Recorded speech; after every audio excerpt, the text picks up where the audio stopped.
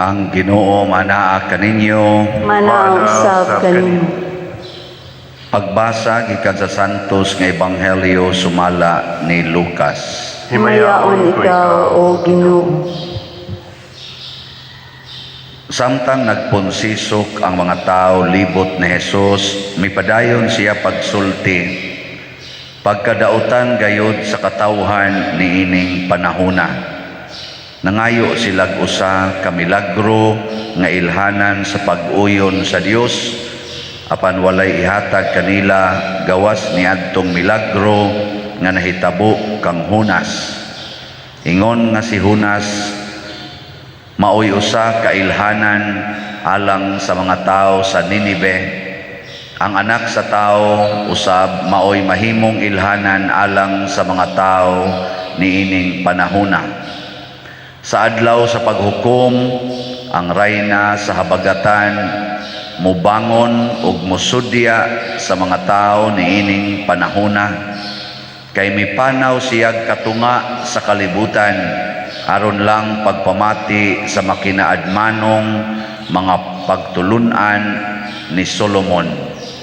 Ug hibalui nga dinhi ani ay labaw pa kang Solomon. Sa adlaw sa paghukom, ang mga tao sa Ninive mamangon ug musudya kaninyo, kay naghinulsol man sila sa ilang mga sala sa pagkabati nila sa wali ni Hunas. Ug hibalui nga dinhi ani ay labaw pa kang Hunas. Ang Ebanghelyo sa Ginoo. Daygon ikaw, O Kristo.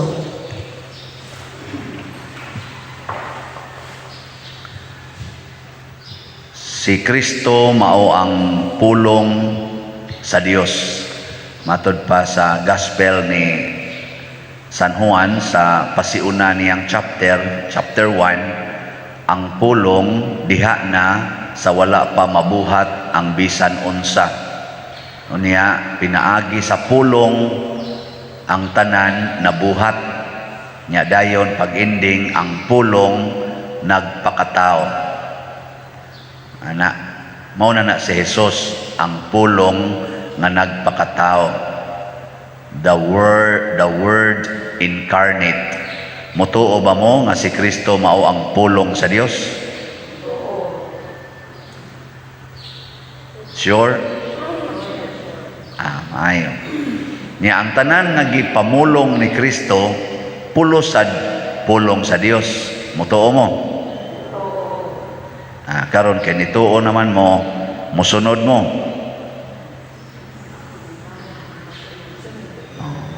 Na.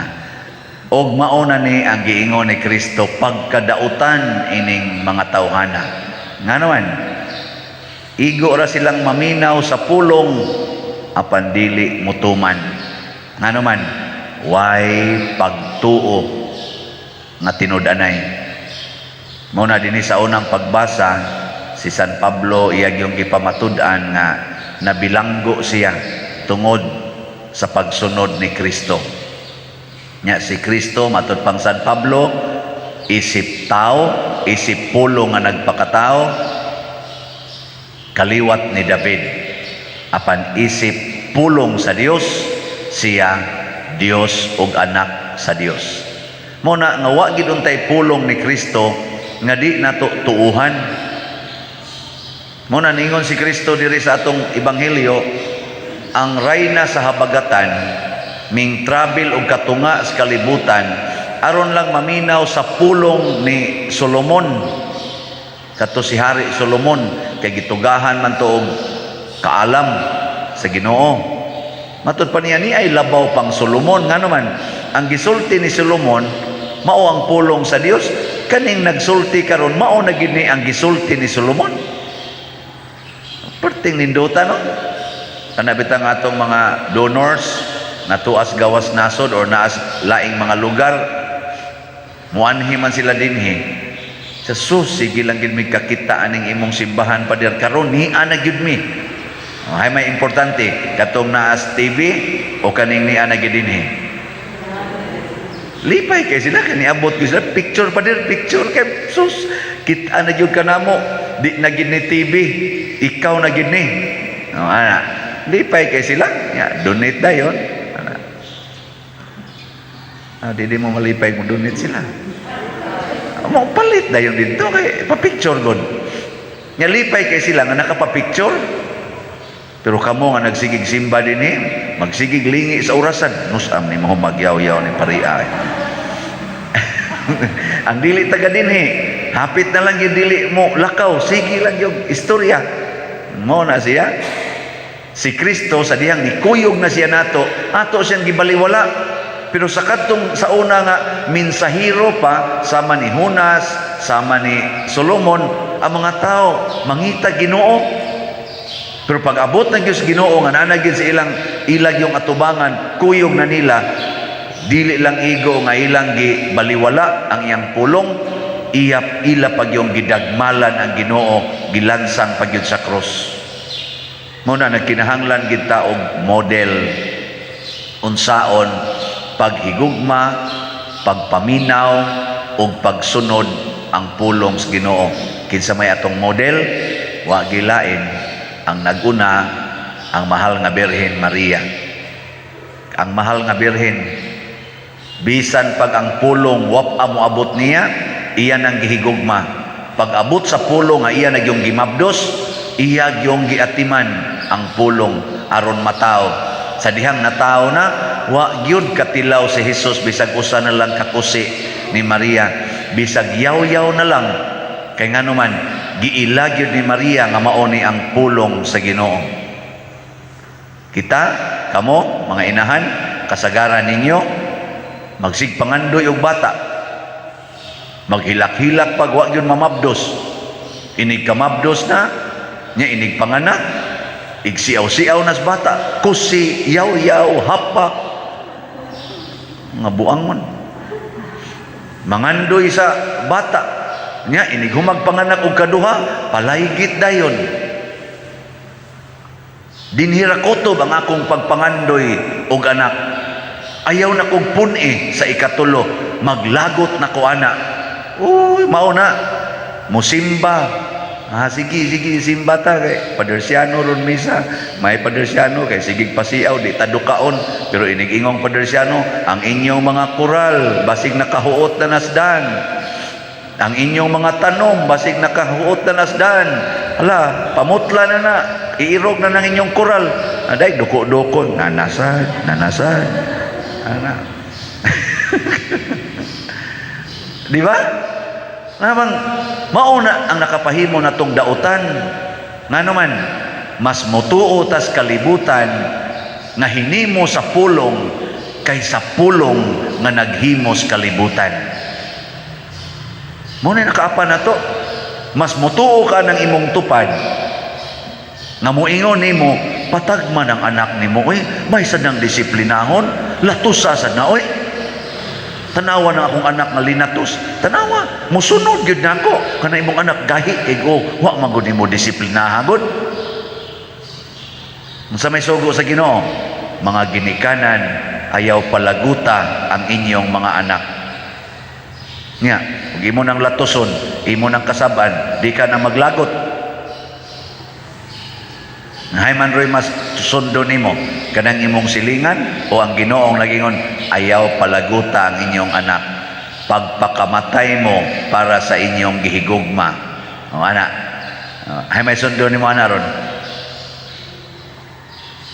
buwagin ang bana ni mo wa man ginay ayo sukad pagkaminyo ninyo mao na ginay batasan gaantos gyud ka ana nasayop kag pili ana buwagin na do na kay rason pagbuwag ana niyang sugos Ginoo sa kasakit ug sa kalipay sa kahamugaway ug sa kapitos sa sakit ug sa maayong panglawas hangtod patyon kas imong bana unungi siya abe karon ug musulti ana ang Ginoo mingon na sa ka nasa na spader anang bana-bana Nya kusukin, praise the Lord, Lord, ikaw ra gyud Lord, ikaw ra gyud ang akong Ginoo, ikaw gyud ang akong sundon. Ingos Ginoo, pakiguli sa imong bana. Ayaw lang Lord, ayaw lang. Kay kulatahon man ko ato Lord. Ang Ginoo ako di ay sa dihang nakiguli kong Judas, sa dihang nakiguli ko sa mga tao, wa day ko kulatahan. May biya tatong patyon ang tanang tao. Kay sige naman to sila simba sa laing mga Dios-Dios. Tuwa ra ko sa langit gud. Nianhi ko sa kalibutan aron makiguli unsa may gibuhat sa mga taong akong gigugma. Gikulata ko, gipatay ko nya ikaw ang imong bana kausaras usa ka tuig katamparuson. Nya moatras na ka. Be. Ito ba? Ikaw ang paria ka, di lang ka kakulikta kada ni mo misa, din aka mo misa kay way kulikta. Unsa man ka? Pari ka o demonyo? Wala. Pari ka o negosyante? Nganong mag-agad man ka sa kulikta aron ka mo misa? Ako mag-agad din niya sa kulikta, pero naa mas maayo. Di ba? Maura na yato. Og di san mo muhog sa kulikta unsa mga klasihas pagkakatoliko, di ba? Musimba ka di ka muhog sa kulikta unsa mga klasihas pagkakatoliko. Pangutan na ko rin mong kaugalingon. Mo na siya.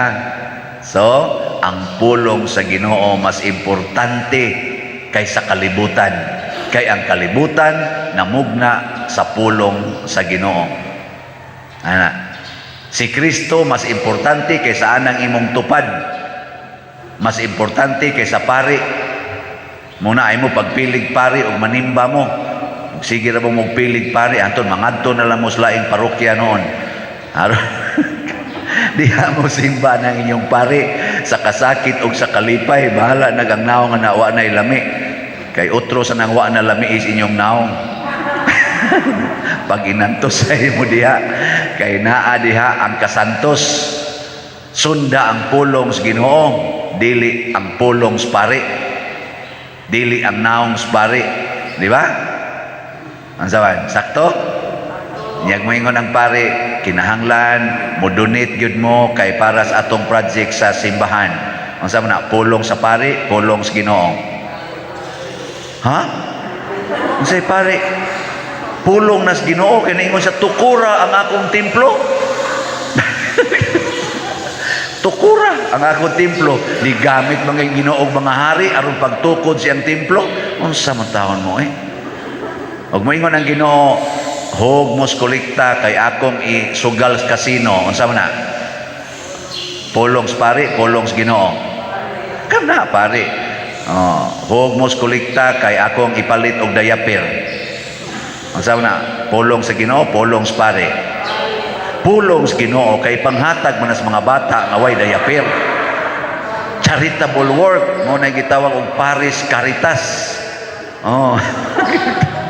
Pangutan na sang pari kinsa man ang anak dre. Anak sa akong gihigugma. Ana. Tagay dayon kay gihigugma sa pari ang tanan mang parishioners. Ana. Nya magduda ka. Magduda ka. Sundi ang pari sa padung. Mao na siya. Kamaotang maminaw ba sa pulong sa Ginoo, dili maminaw sa pulong sa tao. Kay mao na roy nakapahimo na tong dautan. Ang atong salmo responsoryo nag-ingon nga unsa to? Ang Ginoo nagpahibalo sa iyang kaluwasan. Nganong wa man gid ni mohonong ang COVID? Maluwas pa kataani sa inyong paminaw?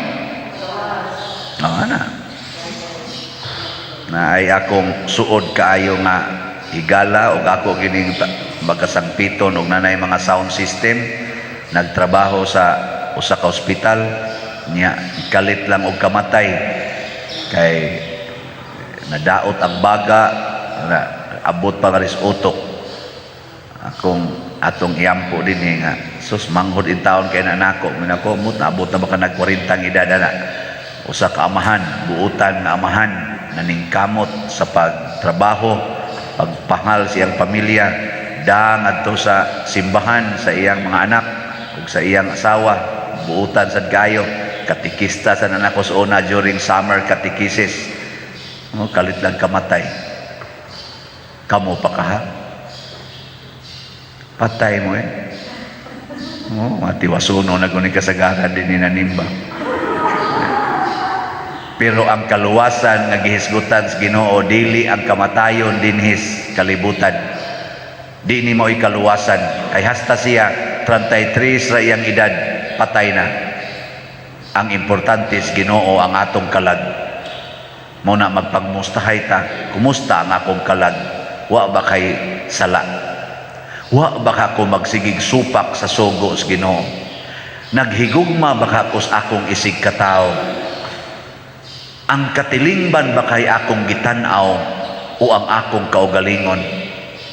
Karon bitaw na ay mga karsadang gipanghimo, gipang ispalto, gipang siminto ba? Aniagos atong parokya gud. Ana, mao pa lang gani pagkasiminto, di pa gani mapaagian, giparkingan na. Naku, kain ka gibutang ang hunahuna aning mga tawhanang na malit og sakyanan, ni ang himuong parkingan ang public domain, ang public road. Tungod lang kay ang imong balay naa dihas dool, nya mo imong himong parkingan ang karsada nga mahimo na lang hinoong one way imbis two way. Imo pa kang gihunahuna ang imong silingan, ang imong katilingban. Nya mo atbang kung parking ditong pikas balay, anahimo na yung mura og driving challenge. Ana. Nya, imo pa kang gihunahuna. Kani sa parking lang ni. Kanang sakyanan, personal gida nato. Naa ginay balaod nga ayaw i-parking sa karsada dito gani sa Cebu. Klamanday na. Pero naa pag yung mga maldito kaayo nga di gyud maklaman. Ang niklam, maunahin mo klam ang baba. Kinsa na? Nya, siging simba. Ay noon, ka natingin na marking tuwa sa na simba-simba. Kaya nanimba pa na, di na mo parking oy. Kamo din yung nanimba, naama mo sakyanan, mo parking mo dan. Congratulations. Kaya magsigi kang simba, anak ka parking dan, buangon ka. So pasagdahin na lang ng mga mawa mo simba. Pero mas maayo, nga ato sa silang sangyawan sa mahigugmaong paagi. Na ayaw in taon, supaka, ang kaayuhan sa katilingban kay maunay pangandoy sa Ginoo, maunay makaluwas nato, maunay makapahimo natong balaan. Muna dinhi sa atong parokya karon manghatag taog 2,000 ka 5 kilo pack na rice ngadtos mga kabos natong parokyano og sardinas og uban pa. Mugasto ta aning labing menos 500,000 atong ipanghatag sugod karong Merkulis.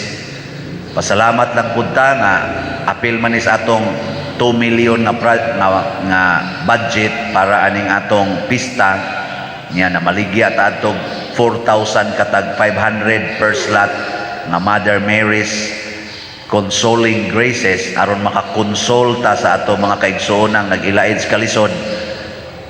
Karon nakasubra-subra na kita, kapalit na kita ni karang-arang. Atong sobra karon kay niabot naman og 1,573 slots. Kay 5,573 naman ang atong halin. Di ba? Pakpak sa Ginoo. So mag-order ko ron og bugas aron isugod nagpanghatag sa atong mga katong mga lay ministers nga mo'y atong in charge sa pag-adtos mga kapilya.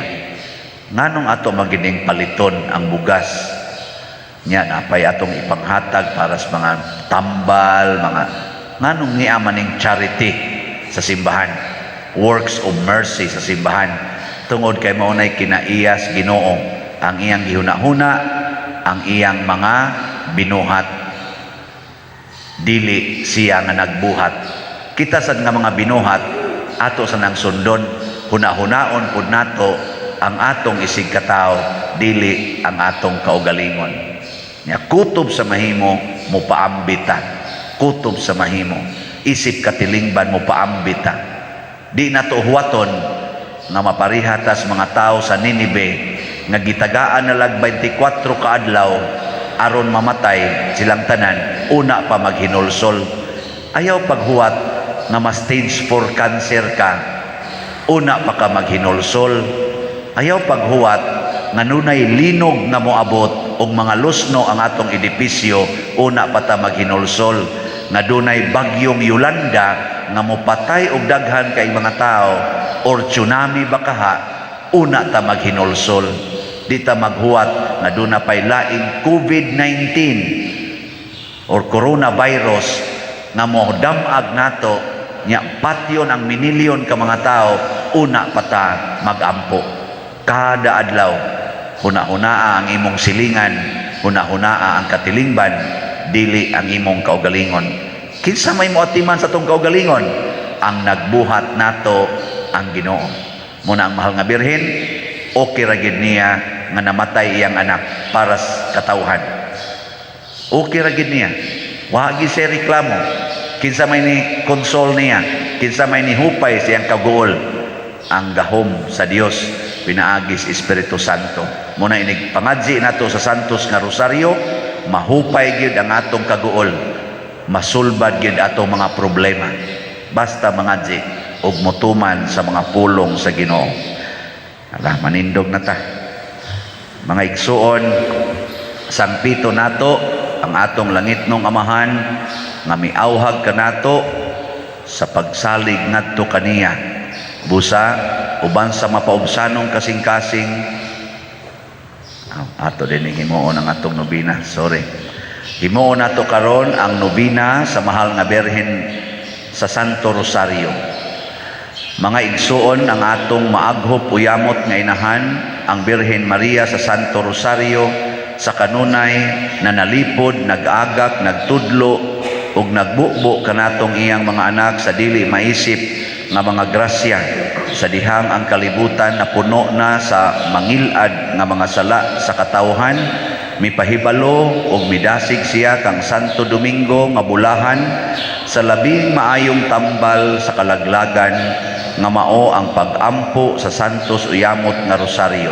Ug tungod niini nabag-o ug nakalingkawas sa kadautan ang tibuok kalibutan. Uban sa mapaubsanon ug masaligon nga kasing-kasing, ato karong himuon kining santos nga nobina. Pag-ampo sa ikalima nga adlaw, mangluhod.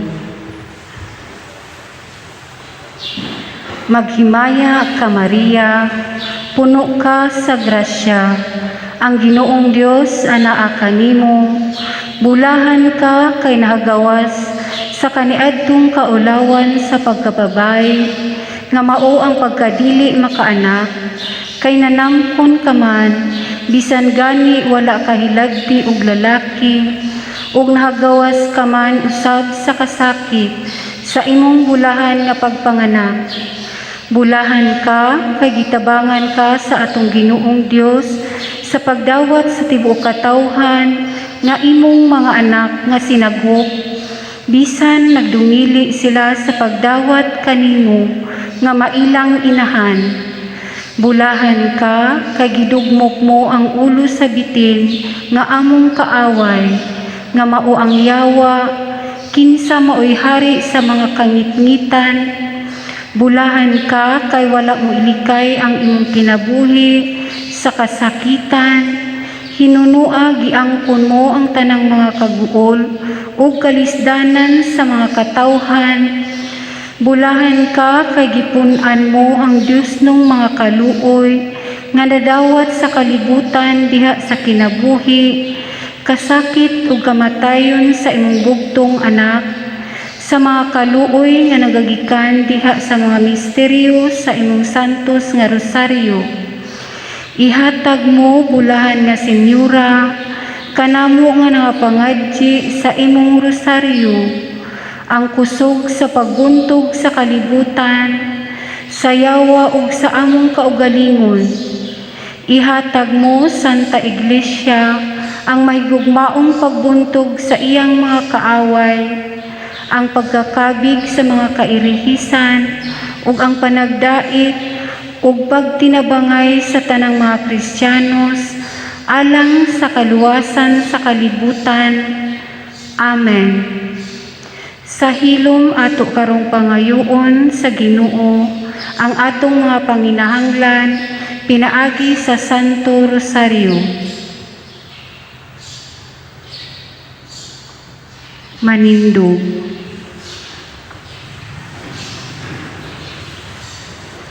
Sa matag pag-ampo ang inyong itubag, Ginoo, nagasalig kami kanimo. Ginoo, nagasalig kami kanimo. Nga ang Dios mag-uban sa iyang simbahan ug mag-agak sa tanang katawhan, subay sa dalan sa katarong, mag-ampo kita sa Ginoo. Ginoo, nagasalig kami kanimo. Nga ang Dios magiya kanila nga anaa sa gahom sa ug maangayon silang mag-apod-apod sa mga bahandi sa kalibutan, mag-ampo kita sa Ginoo. Ginoo, nagasalig kami kanimo. Nga ang mga masakiton nga nataptan ni ining COVID-19 makabato na og hingpit nga kaayuhan, mag-ampo kita sa Ginoo. Ginoo, nagasalig kami kanimo. Nga ang mga nag-alagad sa mga masakiton ug ubang hutong sa katilingban nga makabaton kanunay ug grasya sa paglahutay ug nga mapanalipdan sila, mag-ampo kita sa Ginoo. Ginoo, nagasalig kami kanimo. Nga ang atong pagsaulog sa 500 years of Christianity, magmalampuson unta ang tanan nga kalihukan, ilabi na sa mga parokya ug atong mapalawman ang atong pagtuo ug paglaom, isip mga binunyagan, mag-ampo kita sa Ginoo. Ginoo, nagasalig kami kanimo.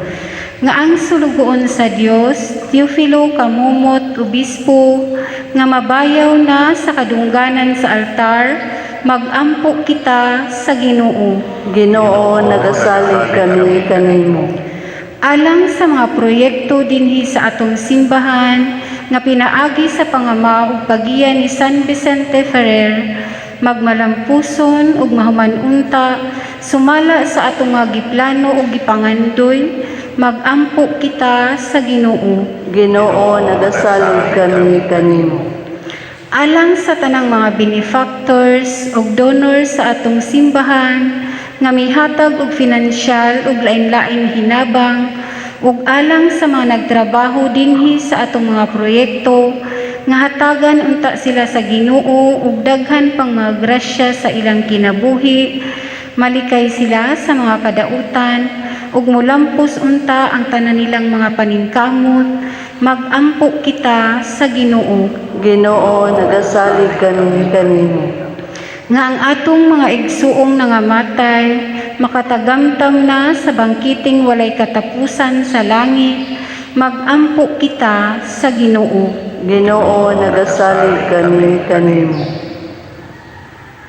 O Dios, kinsang bugtong anak pinaagi sa iyang kinabuhi, kamatayon ug pagkabanhaw, nakakabot alang kanamo sa mga ganti sa kaluwasang tunhay. Itugot among gipangamuyo nga kami nga nagpalandong sa mga misteryo sa Santo Suyamot nga Rosaryo sa bulahan nga Birhen Maria, makasunod unta sa ilang gipasabot ug makakabot sa ilang gisaad, pinaagi ni Kristo nga among Ginoo. Amen.